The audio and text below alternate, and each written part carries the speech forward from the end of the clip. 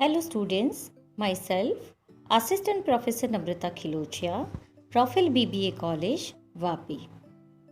In the subject NPM, that is New Project Management, we are moving with the unit number 2, that is Project Appraisal. This chapter is divided into 3 major parts, and we had already discussed the first one part as the concept of project appraisal and its aspect.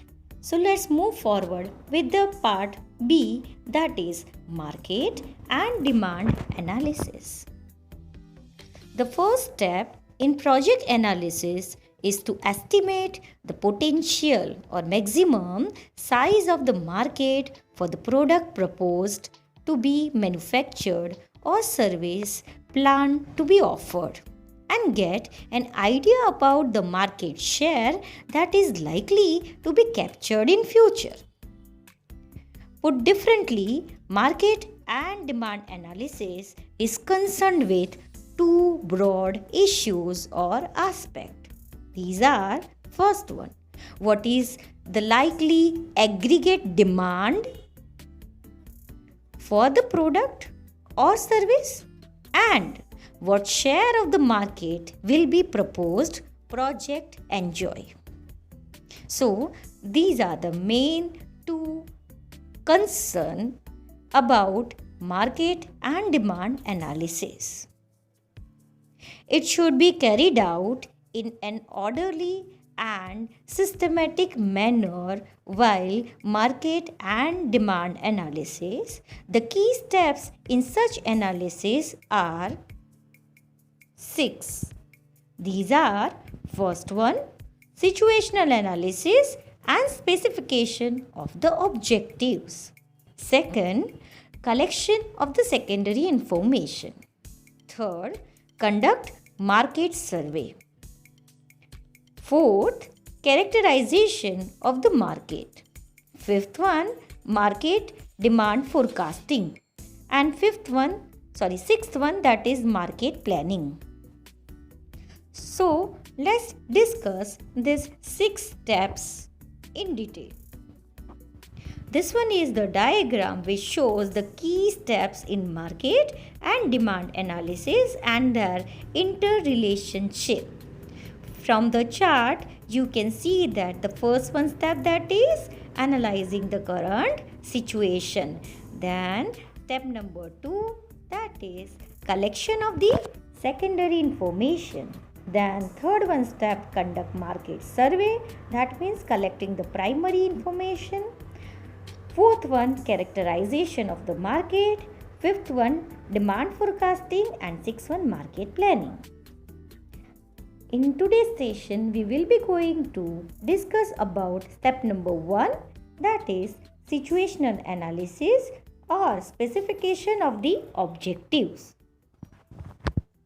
In order to get a feel for relationship between the product and its market, the project analyst must informally take personal interview or talk or discuss with 3 major parties. First, customers. Second, competitors. And third, that is middlemen. Whereas possible, he may look at the experience of company to learn about the preferences and purchasing power of customers. So here, analyst be going to discuss with the customer regarding preferences and their purchasing power. Second, with the competitors, analyst will be going to discuss or talk regarding actions and strategies used by the competitors. Third one, here he will be going to analyze regarding the middleman about his practices. So these 3 are the major parties in market situational analysis. These are customers, competitors, and middlemen.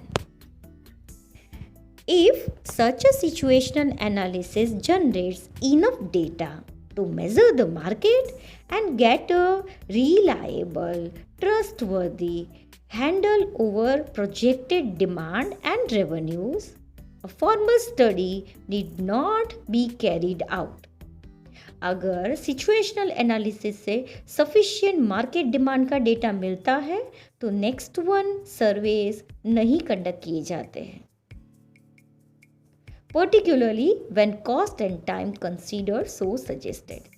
Specially जब भी cost ज़्यादा लगेगा and time ज़्यादा लगेगा तभी सब situational analysis से ही demand predict किए जाते हैं.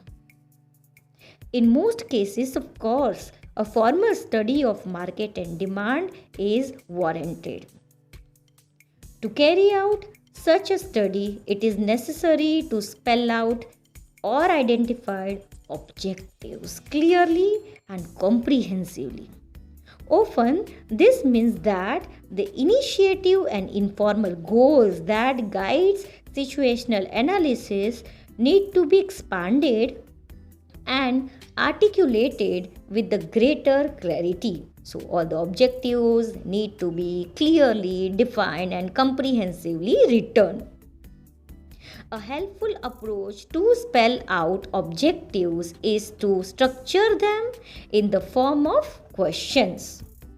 Of course, in doing so, always bear in mind how the information gathered will be relevant in forecasting the overall market demand and assessing the share of the market the project will capture. This will ensure that the question not relevant to market and demand analysis will not be asked unnecessarily.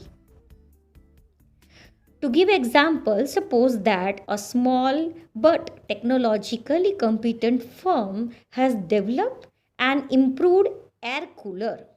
That is what some new featured air cooler based on a new principle that appears to offer several advantages over the conversion of air cooler. The chief executive of the firm need information about where and how to market the new air cooler. The objective of the market and demand analysis in this case may be answered by planning the following question. These are: who are the buyers of the air coolers? What is the total current demand for air coolers for particular location? How is the demand distributed temporally or geographically? What is the breakup of the demand for air coolers of different sizes? What price will the customer be willing to pay for the improved air cooler? How can potential customers be convinced about the superior quality of the new coolers? What price and warranty will ensure its acceptance? What channels of distribution are most suited for the air cooler? What trend margins will induce distributors to carry it? And what are the prospect or growth of immediate sales, etc. By asking such a kind of question, one can get and collect clear-cut objectives regarding demand and market analysis. So this is what about the situational analysis as a first step of market and demand analysis. Other 5 steps we will be going to discuss in the next one e-session. Till that, stay tuned. Thank you, students.